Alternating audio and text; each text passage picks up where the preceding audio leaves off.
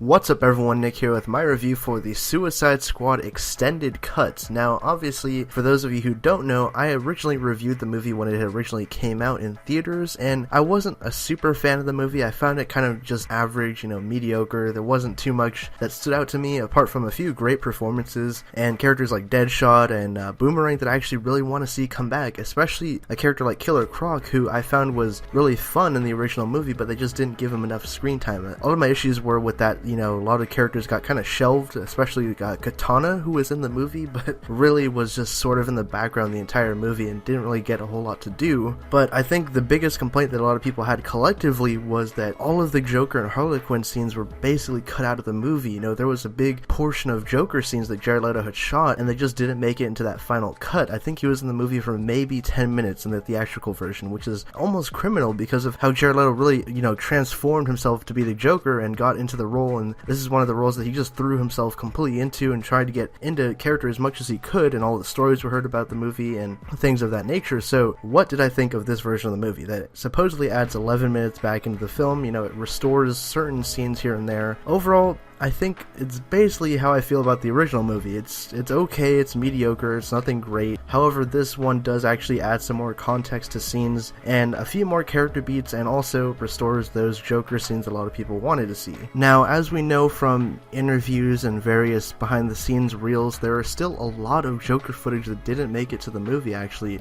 Some very key lines that were in trailers and things like that, the burned face Joker where he throws the grenade at them in the subway station, that's still not in this version of the movie, even though it's supposedly the extended cut that adds in scenes that you've never seen before. And ultimately, I think that this wasn't really needed. The scenes that are in here, they're good. They add some more character beats and stuff. I think the most essential scenes that got added back into the movie were the whole Harley and Joker flashback sequences, especially the scene where she chases him down on the motorcycle, because I think that's a really important scene to her character. Just seeing how she really loves him, like she'll do anything for this guy, but he just kind of treats her like crap, and I think that was really key. And that should have been in the movie. That was a really strong character beat for Harley Quinn in the movie, and it's just a shame that they cut it out of the theatrical version, but at least we get to see it here finally, even though it actually is cut down a little bit shorter than it was if you can actually go back and watch the set photos and videos when they were shooting that sequence. But yeah, like I said, overall, this version of the movie, it's a little bit better. However, it's not like the BVS overhaul that I found with the Ultimate Edition of that movie, because when you actually look at the Batman v Superman Ultimate Edition and what it restored compared to the theatrical version of that movie, it was like a massive overhaul. They put 30 minutes of footage back in that movie, and it just added completely new subplots, new characters in there,